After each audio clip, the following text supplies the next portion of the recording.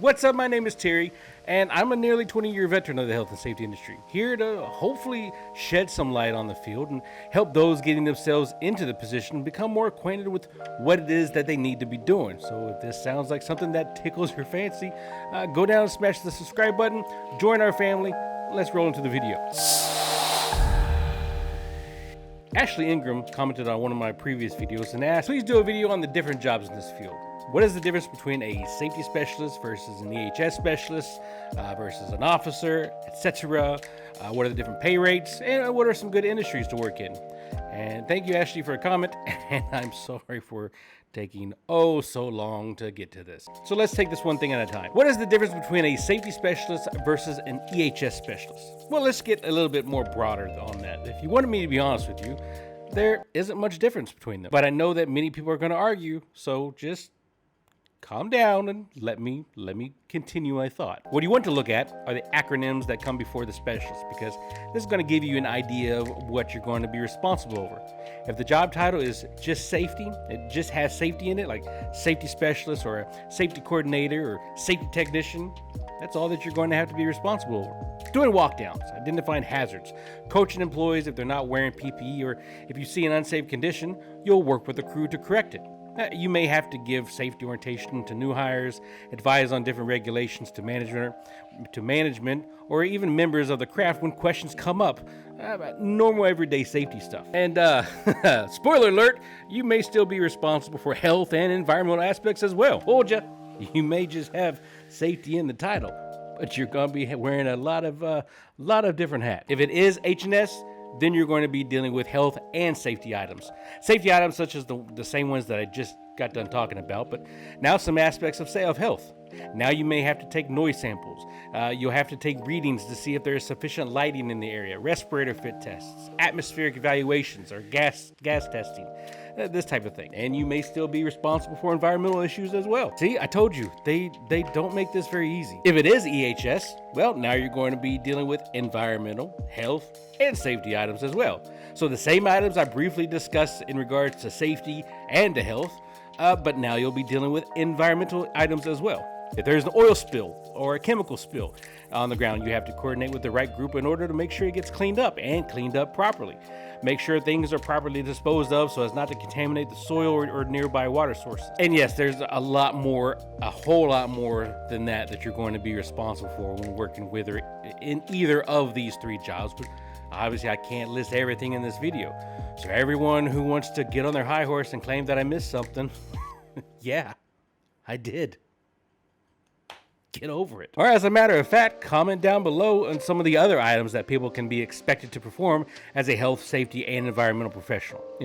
Share the knowledge, share the wealth. As far as the hierarchy of these positions, every company, and I mean every company, is different. I worked for one company, and the lowest of the levels was a safety officer. Then it went up to a safety technician. Then it went up to a safety specialist. And then it went up to a safety manager. Once you got to the specialist level, you started having different levels. Specialist 1 through 4, which 1 was the lowest end of the spectrum, whereas 4 was the top end. The next level was supervisor, and you had levels 1 through 4. I think I just skipped supervisor a second ago, but it's specialist, supervisor, manager. But either way, each level has levels 1 through 4, and then you get to a director position. Normally, if you're going to be a safety officer, or a technician, or a coordinator, or a safety specialist, you're going to be reporting to a safety manager. You'll find that on the bigger projects, but and some companies will title their safety specialists as a safety manager only because they're the only safety professional on that particular job site. They would normally have to report to a regional safety manager, so they would be titled as a safety manager, but many of them may not get or have the experience of leading a team of safety professionals underneath them because it's just them. Now, others may become that safety manager and have that experience from previously, but if they don't have that experience previously before becoming the safety manager for that specific job site, they're still not going to get that managerial experience. It really is hard to talk about this because, like I said, different projects or companies have a different name for their safety professional and could have a completely different hierarchy. Who knows? Some companies have safety coordinators that do the same thing as safety specialists or safety technicians. When I started out, I started out as a safety technician, but I know others who started out as a safety officer, and I know others who started out as safety coordinators. So it honestly depends on who you work for and what they decide to call their safety staff and how they decide to structure their hierarchy. To make matters even more confusing, there's also safety advisors, but they're more specialized in legal framework, compliance, and advise operations and maintenance teams about safety controls, requirements, and just in general how to do jobs safely. But I came over here as a senior health and safety systems and compliance specialist, and I did the exact same thing as a safety advisor. I wrote procedures, I built many of the health and safety programs, I built many of the safety training that the organization has to take. So again, it just really depends on how the company wants to title their safety staff. Now, when it comes to safety specialists or H&S specialists or EHS, HSE, HSSE, ABCD, LBG. Oh, well, nope, that's not one of them. Never mind, let's move on. If you're just getting started or trying to get started, look, apply for anything that interests you. Damn the job title and the posting. If you're just getting started, though, you want to focus on looking at officer, technician, or specialist roles, maybe even some safety coordinator roles. Send your resume in and I don't know, let the recruiter look at it, because they'll see that you are entry level, and if they think you're a good fit, you'll get a call. Maybe you won't be a good fit for what you actually applied for, but they might have something else available or coming available that you would be more suitable for. So just apply for everything. If you have experience, well, I did just apply for everything, throw caution to the wind, apply for everything that you want to, everything that you see. Eventually something will bite and you'll get a call back. But I feel like this video is more so for those that are just getting started into the field. Okay, next question. Pay rate. A lot of variables in play for this one, just as with any other job. This will change based off of experience level, education, acquired certifications, sometimes experience in lieu of educations and or certifications. Kind of where I am today. This could also change based on the company as well, based on the location of the job. If you work as a safety officer, technician, specialist, you could look to make anywhere between $20 to $30 an hour, maybe even $40 an hour, depending on, like I said, many different things. When I started working nuclear outages as a safety specialist, I was making $25 an hour, plus per diem, plus in and out money, which wasn't too shabby considering I was making $12 an hour at my previous job. So I took the job, and look where I am today.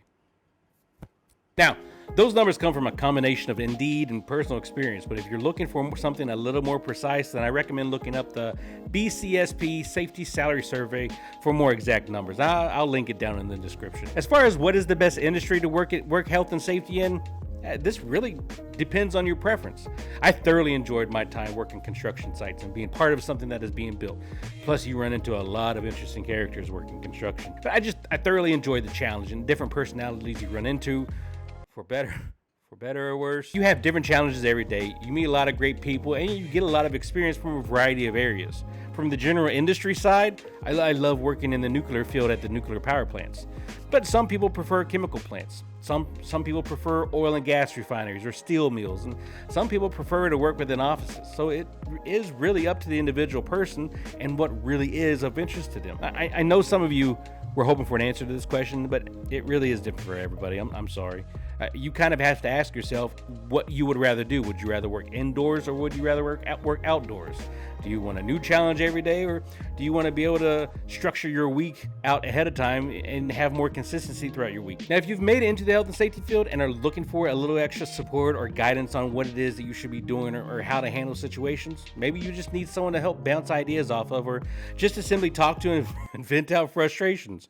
We offer monthly mentorship packages that have been designed to help you along your way in learning your new craft. Our packages provide 24/7 support, weekly Zoom or telephone one-on-one meetings catered specifically to you and your needs, as well as providing support in professional development and resume building. That's the word. But even when you have found yourself landing a job in safety, now you can be unsure as to how to go to the field and speak to members of the craft. Now, this is very important because once you build a relationship with the craft, they'll be more likely to involve you in planning for different activities, alert you to hazards, or even report instances or near misses. So check out this video right here that I made so you can learn how to build trust with the craft and allow them to see that you are actually there to help them and provide support.